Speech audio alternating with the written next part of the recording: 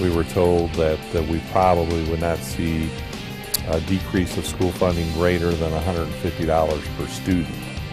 The reality of state budget cuts is beginning to set in for school districts. Good evening, I'm Nicole Kahn. Thanks for joining us tonight. With the state legislature now out of session, school corporations are left to pick up the pieces from recently passed school funding formulas. News Channel 18's Aaron Leedy has more on the impact they could have. Aaron.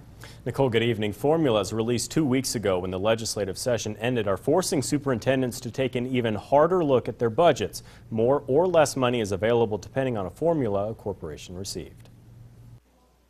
Over the last 3 years, we've grown by over 160 students, but we have not received any new dollars for that. Recently passed legislative items and school funding formulas were topics of discussion at a West Lafayette Community School Corporation meeting. Superintendent Rocky Killian says despite a projected student growth, funding within his district has been cut by 6% for the next 2 years.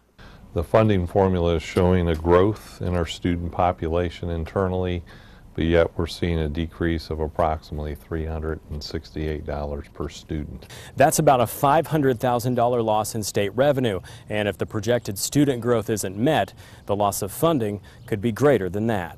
If their assumptions are not correct and we don't have the student growth that they're projecting, it could go all the way up to $900,000. A recently passed property tax referendum in West Lafayette will cover that gap, at least for now. Moving forward, it'll get tighter because our costs continue to go up. Other school districts that are projecting growth could see an increase in state funding, districts like the Benton Community School Corporation. The way with the new formula funding, the more students that we get, the more funds that will be coming into Benton Community School Corporation. But for West Lafayette, the formula means the opposite. The mechanism that they have implemented for our school district does not work. And Killian says he believes public schools have become political footballs. He says it's unfortunate, but it's something he and other superintendents just have to deal with. Aaron Leedy, News Channel 18.